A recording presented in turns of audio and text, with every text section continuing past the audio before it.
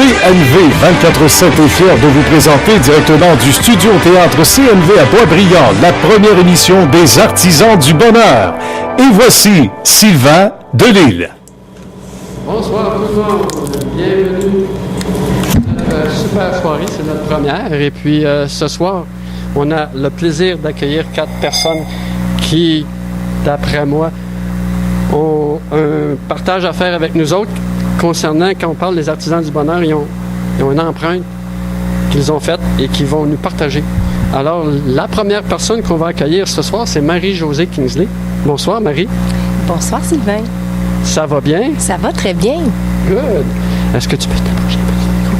J'aimerais savoir, Marie-Josée, dans tout ton parcours que tu as fait depuis que tu es sur cette planète, j'aimerais savoir où est-ce que tu en es rendu et quelles sont tes qualités prédominantes maintenant, aujourd'hui? Bien, c'est certain que les qualités que j'ai actuellement, dans le fond, c'est la somme de beaucoup de travail, de beaucoup de transformations dans ma vie, mais qui se poursuit tout le temps. Je te dirais que il y a beaucoup de solidité. Je te dirais une force intérieure, mais une force intérieure, dans le fond, une belle connexion avec la vie, l'intuition qui est vraiment, qui est très présente, l'entraide, l'accompagnement, qui fait d'abord partie de mon principal travail comme à titre de thérapeute. Et puis, ben, je dirais la force de transmettre également parce que je fais beaucoup de formations, beaucoup d'enseignements aussi. OK.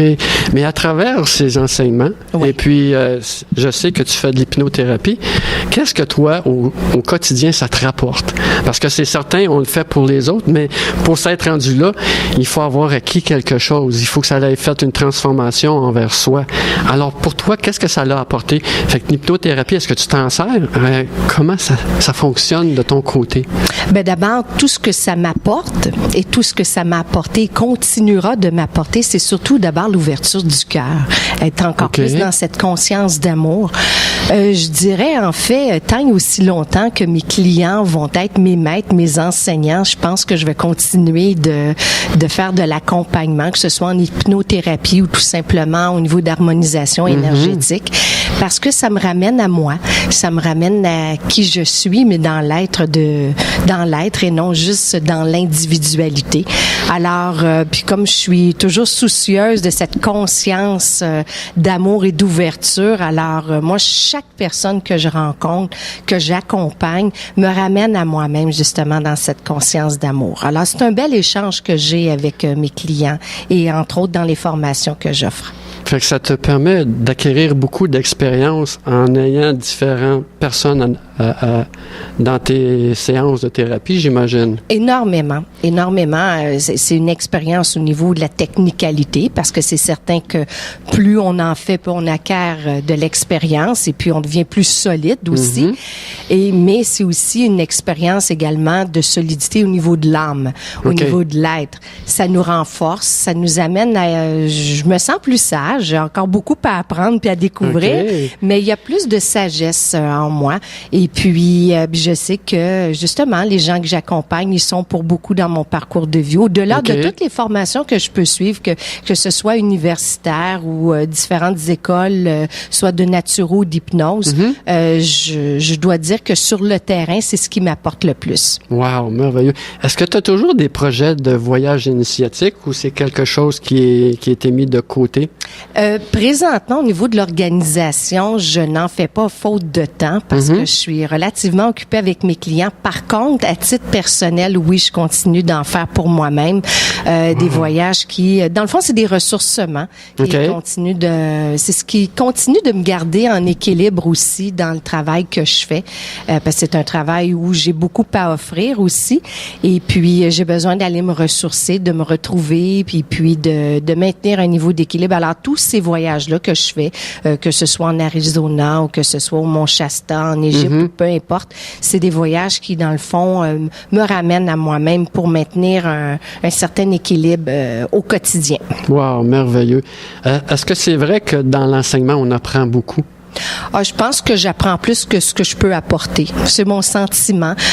Oui, j'enseigne des connaissances dans le fond que j'ai acquises au fil des années et puis que je continue aussi d'acquérir.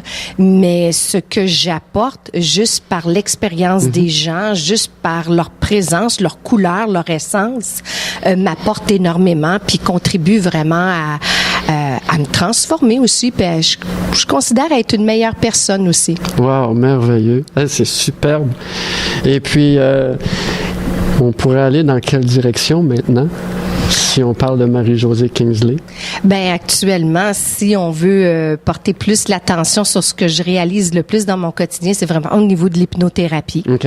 Alors, l'hypnothérapie, je dirais actuellement, elle prend une place assez grande dans le travail que je réalise. Bien entendu, j'ai aussi tout le temps mon travail d'écriture parce que je continue toujours d'écrire. J'ai un prochain livre qui s'en vient, qui devrait sortir en 2015. OK. Alors, donc, c'est certain que l'hypnothérapie, ce que j'aime beaucoup dans ce travail, dans le fond, dans ce type de thérapeutique-là, c'est de permettre aux gens de se libérer, de se retrouver au cœur de leur être. Alors, tous les chemins mènent à Rome. Bien entendu, l'hypnothérapie a sonné fort en moi. Okay. Alors, c'est certain que c'est vraiment un outil que je privilégie beaucoup, autant dans l'enseignement, parce que j'enseigne également au niveau grand public des ateliers d'auto-hypnose, comment justement on peut arriver à s'outiller, puis au quotidien, arriver à se libérer des choses qui entravent un peu notre harmonie intérieure. Okay. Et puis, des fois, quand on n'y arrive plus tout seul, c'est là qu'un thérapeute peut être intéressant pour nous accompagner justement à maintenir un état harmonieux à l'intérieur de soi. Parfait. Fait que ça te permet de les guider. Et c'est en même temps, en faisant ça, mais tu leur donnes des outils pour qu'ils puissent aussi, à leur façon, pouvoir fonctionner dans le monde d'aujourd'hui. Oui, parce que, puis mon but premier étant pas que les clients deviennent dépendants de moi, mais j'ai beaucoup une vision de responsabilité. Alors, donc, j'amène vraiment les clients à se responsabiliser quant à leur santé, donc à les outiller au maximum pour qu'ils puissent devenir autonomes aussi dans leur gestion de leurs émotions. Wow, mais c'est merveilleux ce que tu fais là. C'est super le fun. Y a-t-il une façon où on peut te rejoindre? Comment on peut faire pour te rejoindre si on veut en savoir plus au niveau de Marie-Josée, s'il y a des ateliers, quelque chose du genre? Oui. Comment on peut faire ça? Alors, on peut me joindre sur mon site Internet au www.mariejosekingsley.com. OK. Oui, alors, où j'ai vraiment j'ai un calendrier d'événements. J'ai également l'explication un petit peu relativement détaillée quand même sur les différents ateliers, formations que j'offre et puis les différentes publications également que j'ai fait. Puis on peut me suivre également dans le journal L'Émeraude, journal Bien-être, Santé, où j'écris des chroniques mensuellement. T'es un peu partout. Ah, je sais. T'es assez occupée, merci. Je sais. Oui, c'est merveilleux. Marie-Josée, j'aimerais savoir, avant de se quitter, quels sont tes projets maintenant, aujourd'hui? Qu'est-ce qui s'en vient pour toi dans les prochaines semaines?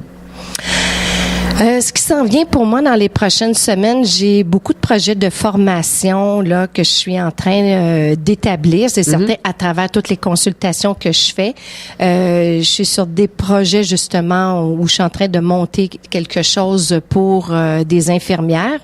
Et puis j'ai également mon projet d'écriture qui se poursuit, qui me tient énormément à cœur. Mais quand tu parles de projet pour les infirmières, c'est quoi au juste? C'est un petit peu curieux. Ouais, sans trop te dévoiler. Okay. Je reviendrai te voir à ce moment-là pour t'en dire plus. Mais en fait, ce sont des outils d'accompagnement pour leur permettre justement d'avoir plus de support dans le travail qu'elles réalisent. OK, wow. Ouais. Si on fait un petit retour en arrière, j'aimerais savoir, est-ce qu'il y a eu un événement marquant dans ta vie qui a fait que tu as pris cette direction-là aujourd'hui de prendre soin des gens? Ah oui, tout à fait. D'abord, ça m'a toujours tenu à cœur, mais cet événement-là qui s'est passé dans ma vie, j'ai été 10 ans prof au secondaire et suite à un problème de santé où j'ai vécu un gros épuisement professionnel, alors j'ai pris du recul et puis j'ai décidé de me soigner de manière naturelle. Alors donc, je me suis dirigée vers différentes écoles de naturo et puis différentes thérapie alternative. Okay. Et c'est tout cet enrichissement-là qui a fait que ça a développé vraiment mon intérêt, moi aussi, à m'impliquer au niveau des soins alternatifs et puis de pouvoir, naturellement, au niveau de l'enseignement, j'étais une pédagogue dans l'âme, alors je suis pas restée longtemps juste à recevoir, mais j'ai été interpellée à continuer de transmettre ce que je recevais, pas garder ça juste pour moi. Wow, c'est merveilleux.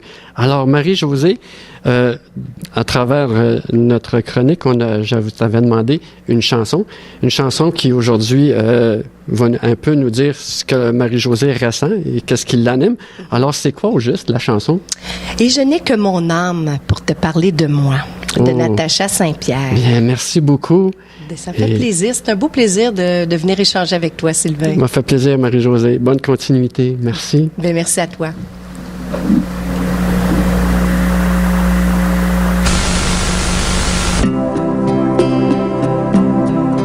Puisqu'il faut dire, puisqu'il faut parler de soi.